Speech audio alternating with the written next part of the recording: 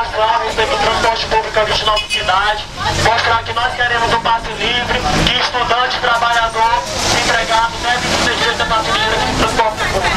É por isso que nós estamos fazendo essa manifestação aqui nesse de ônibus para ficar para cá. Não se assustem, a gente não vai depredar nada.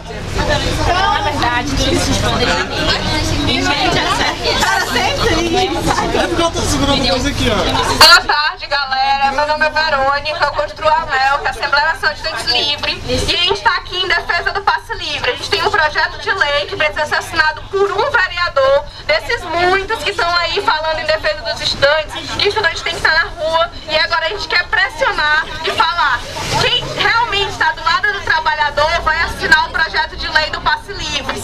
E aí, normalmente, quando a gente fala de passe livre, todo mundo diz: ah, não é viável, não tem dinheiro na prefeitura, não tem dinheiro no governo. E a gente sabe que isso é mentira. Se a gente ver as experiências dos outros estados, a gente vai ver que é viável sim. E aí, por que eu falo isso? Em Goiânia, o passe livre custou cerca de 2 milhões de reais. É um passe livre que só atende a galera do Bolsa Família.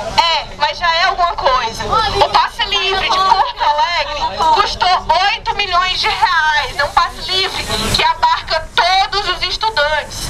Quem acompanha o portal da transparência daqui de Teresina sabe que a prefeitura gastou há 2 meses atrás 6 milhões de reais em copo descartável. Ou seja, já dava o nosso passe livre. E agora a juventude vai voltar pra rua pra dizer: o nosso dinheiro não vai pra copo descartável, ele vai pro passe livre, porque o estudante tem direito a estudar, tem direito a poder trabalhar, tem direito. E 2,10 ou 2,25, como o prefeito quer colocar, não dá.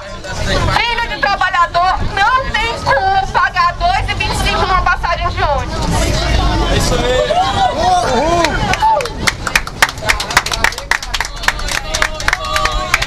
Na cara preta, se não tem passe livre, a gente pula a roleta. Vai na cara preta, se não tem passe livre, a gente pula a roleta. Vai na cara preta, se não tem passe livre, a gente pula a roleta.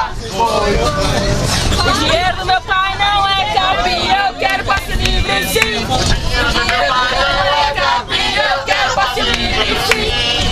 O dinheiro da minha mãe não é capim, eu quero passe livre sim. Eu quero passe livre sim. Eu quero passe livre sim. O dinheiro do meu pai não é capim, eu quero passe livre sim.